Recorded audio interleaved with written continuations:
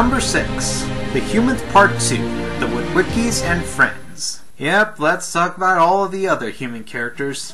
When the cast doesn't contain just voice actors and action stars, they seem to revolve around either comedians or people Michael Bay thinks are funny in some twisted way, or just plain hot women.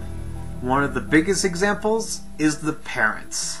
The parents are very irritating. Yeah. Can I take them out? Ironhide, you know we don't harm humans. Well, I'm just saying we could. It's an option. There's not a whole lot to say about the dad, but then you have Judy Witwicky. How do I explain this in the kindest, sweetest way possible? If Jar Jar Binks became a woman in her 50s without any CGI, then you would get Judy Witwicky. I don't really want to place all the blame directly on Julie White, considering I don't know all that much about her as an actress outside of these films, but no matter who is to blame, she's just a terrible, annoying character. It's bad enough that in the first film she basically was the cliche of being an embarrassing parent for the main character, but when you get to the second movie, I'm not even sure how to describe how annoying she was. Yes, Mom. A word with you? Yeah. Hi, Michaela. I have a bald spot. Wait, you long hair? I can eat all the freaking brownies I want. Pretty girls. Hey, you. My son lives in this dorm. Only recently had his cherry pop. He didn't know I was in the house. I heard it all. Hey. Hey, and his car is a talking robot. No, like a...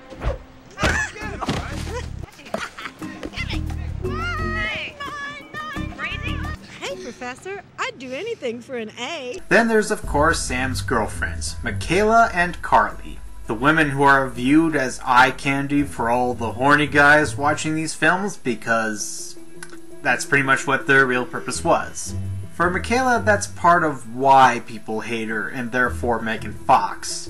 But it also has to do with her just not really being all that likable.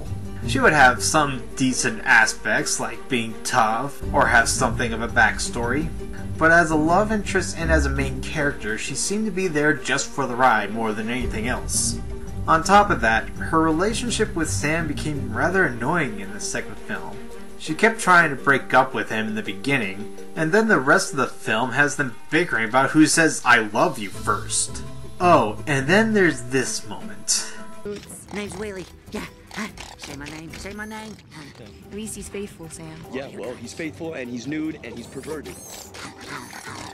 Oh yeah, never mind how disturbing that is, and that kids would probably be watching these movies. Which is why, for some people like me, Carly was a more welcoming character to take her place. Despite still being there just to be eye candy, her character also made her surprisingly likable as Sam's girlfriend. How they met was kind of cute. She couldn't stand the sight of Wheelie and Brains, and she was a genuine girlfriend. I mean, my gosh, I can't get enough of how supportive she was to Sam. It seemed like almost every scene she was in throughout the first half of the film has her trying to help Sam be positive or express how much she wants him to be safe. I hardly could get enough of it. It's wonderful. But sadly, Michael Bay gave her some unpleasant flaws besides just being eye candy. One of them is forcing a backstory about her brother who died in the Middle East or something that came out right out of nowhere, was totally pointless, and was never mentioned again. And then you have her relationship with her boss that appears, well, suggestive. Granted, for all we know it could be nothing, but at the same time, yeah, it's still there and no one wants her to appear to have that little detail about her at all. Now how about all the supporting characters? Well, they fall in line to be pretty annoying too.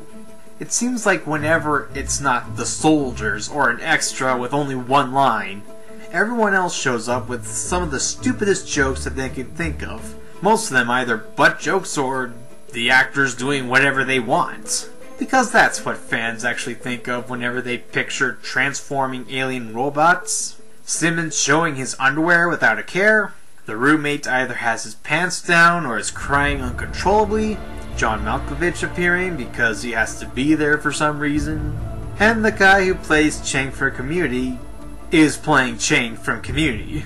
I guess these actors can be entertaining for at least some people, but at the bottom line, they were annoying, gross, unlikable, and altogether the completely wrong human characters to have for the Transformers.